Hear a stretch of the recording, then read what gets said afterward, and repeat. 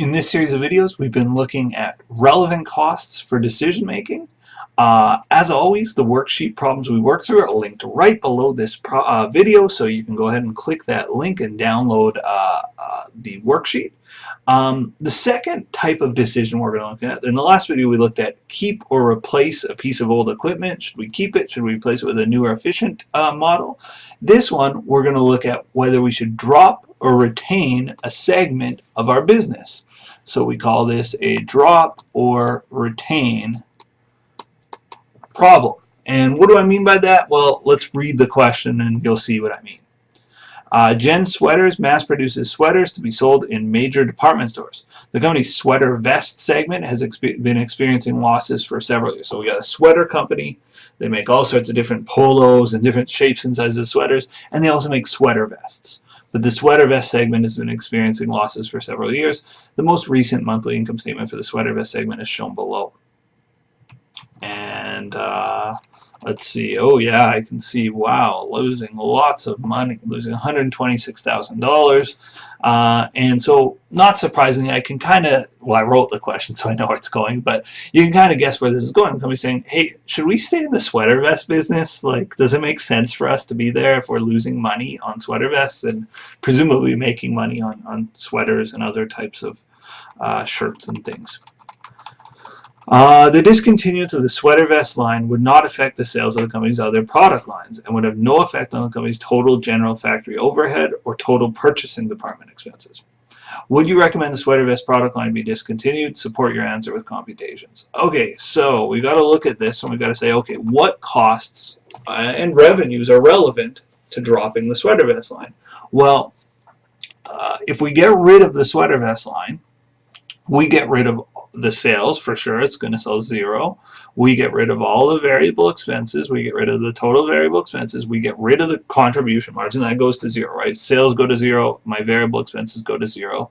Those are all relevant because, again, look at the alternatives. It's got to be different between the alternatives and not sunk. And in this example, it's basically we're looking for differential costs. It's an income statement. There aren't going to be really sunk costs on here, not many anyway. Well, there might be a couple, but mostly we're looking for different between the alternatives. And certainly sales different between the alternatives hasn't happened yet, not sunk. Variable expenses different between the alternatives. Again, the alternative here is keep the division going, the sweater vest division going, or drop it entirely. So if I keep it, I make 700 grand in sales. If I drop it, I make zero in sales from that division. If I keep it, I have 390 grand in expenses. If I drop it, I have zero in expenses. All these are relevant down to here. They're different. It hasn't happened yet. They're not sunk. These are relevant costs. Advertising. Well, if I keep the division, I'm going to advertise it. If I drop it, advertising is going to go away. Zero. So definitely different between the alternatives. Depreciation of equipment, no resale value. Well, this one's an interesting one. My equipment's going to depreciate. I can't sell it, so that means I've just got to keep it on the books. Even if I trash it, then I'm going to have a loss. This 20 grand is not relevant. It doesn't matter if I get rid of the division or if I retain the division. If I keep the division going or if I drop the division, this cost will remain. So this is our first not relevant cost. I'll put a little X beside it. General factory overhead, 65 grand. And there's a little note there. It says common costs allocated on the basis of machine hours. As soon as you read common costs allocated, you've got to think these are company costs, right? Common costs that get allocated are company-wide costs. This is their share of the company-wide costs. If we drop the division, we're still going to have company-wide costs. It says, even down below, it says the discontinuance of the sweater vest line would not affect the sales of the company's other product lines and would have no effect on the company's general factory overhead. So general factory overhead, 65 grand, isn't going to change if I drop or if I keep the division. It's not different between the alternatives. Insurance on sweater vest inventories, absolutely I can get rid of the insurance on sweater vest inventories. That one's totally relevant. Because if I keep the segment, I'm going to have insurance. If I drop the segment, there's going to be no insurance. Purchasing department expenses is the two asterisks. As soon as I read common costs allocated, I'm thinking not relevant. And there's even more to note here. it said that the dropping of the product line would have no effect on the company's total factory overhead or total purchasing department expenses. In other words, if I drop the sweater vest division, my purchasing department is still going to have the same level of expense.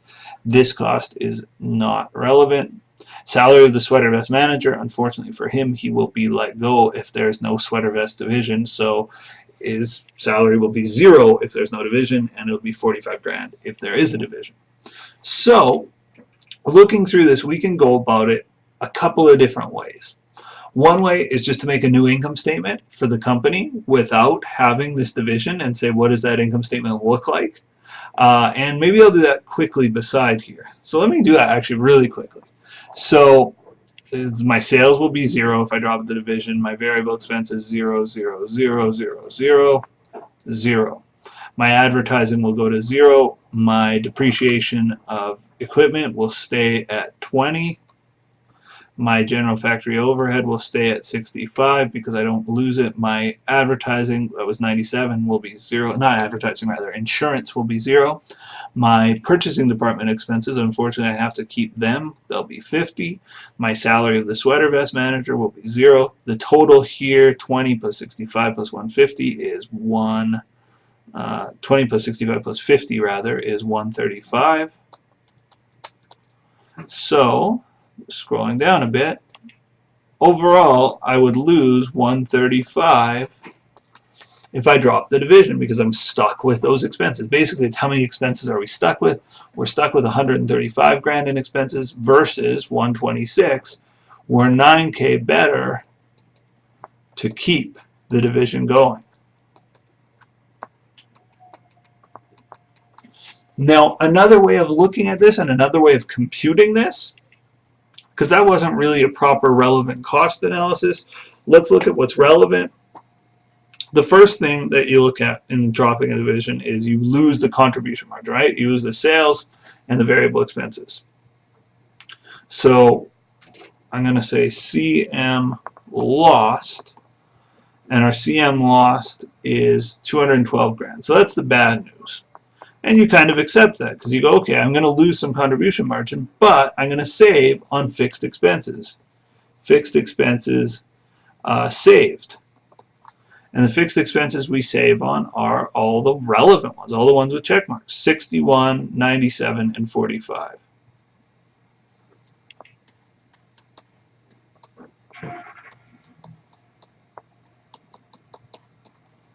Because I don't have to pay those fixed expenses anymore, right? I'm not going to pay, scrolling up, sorry, my scroll is not working so great. I don't have to pay advertising anymore, I don't have to pay insurance anymore, and I don't have to pay the salary of the manager anymore. So those are fixed expenses I save. 61 plus 97 plus 45, can't do the math in my head. 61 plus 97 plus 45 is 203 grand. So I lose 212 grand of contribution margin, but I save 203. Overall, you can see I'm $9,000 worse off. Now I should have noted what the fixed expenses saved were: advertising, insurance, and salary.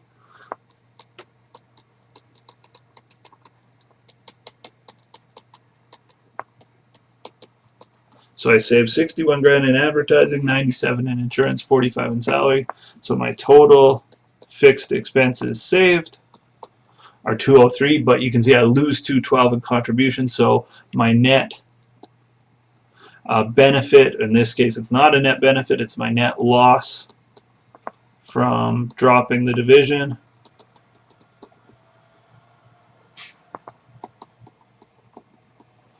Is $9,000, and that's exactly what we set up above. We said, oh look, 135 would be our loss if we drop, 126 if we keep. We're 9 grand better to keep. Now, having said all that, so there's two different ways again to compute the same thing. As I mentioned in my class, I wouldn't care which way my students use, but your prof might have one way over the other that they prefer. Having said all of that, if you're running a company and you've got a division losing $126,000 every year, this is short term. In year one, you're better off to keep the company, keep the division going. if the alternative is just not to make any money from it. So in the long term, though, if your division is losing money year after year, quarter after quarter, you've got to do something. I mean, this isn't like, just because we're saying, oh, you're $9,000 better off to keep the division, doesn't mean long term you should be keeping this division or not trying to make it better, right? It's not sort of, we're not saying, hey, everything's great in this company. What we're saying is there's a problem, it needs fixing, but dropping the division will put us $9,000 worse off than keeping it going. All right, that's it for this part of the video. In the next part, it's a make or buy decision.